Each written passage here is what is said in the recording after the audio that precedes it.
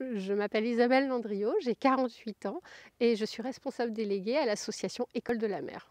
Moi, je suis née en Normandie, j'ai toujours vécu en bord de mer et la présence de l'océan, l'air marin, les embruns, pour moi, c'est important dans mon quotidien.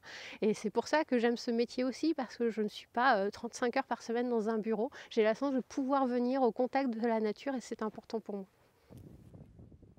On est dans l'éducation à l'environnement avec une approche scientifique. On ne se rend pas compte, mais sur un estran comme celui-ci, on peut observer jusqu'à 400 espèces différentes.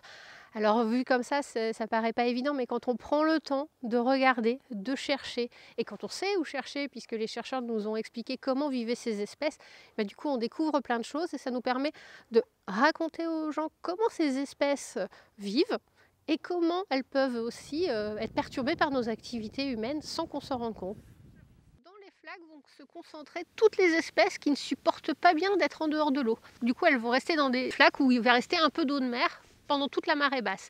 Et là, du coup, vous voyez plusieurs algues. On a la chance d'être sur un site qui est désormais un parc naturel marin. Donc, c'est un outil de gestion pour une meilleure connaissance, une meilleure protection de la biodiversité, mais aussi une gestion durable de toutes les activités humaines. Donc, du coup, c'est vraiment être dans une gestion en intégrant tous les acteurs du littoral, et l'éducation à l'environnement en fait partie, et l'école de la mer du coup est partie prenante dans ces actions-là. En 20 ans, on a fait évoluer nos pratiques aussi, on est moins sur la sortie ponctuelle, mais plus sur l'accompagnement de classes à projets qui vont travailler toute l'année sur la découverte de la biodiversité, la réflexion sur la gestion des espaces littoraux, notamment dans le cadre des aires marines éducatives.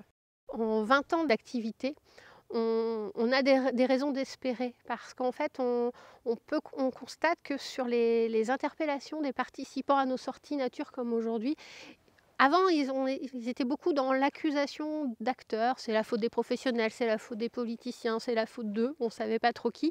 Aujourd'hui, ils sont beaucoup dans une demande de «et nous, qu'est-ce qu'on peut faire à notre niveau?» Et ça, c'est un changement assez intéressant, parce que du coup, avoir envie de participer à l'amélioration de la situation, c'est un premier pas très important.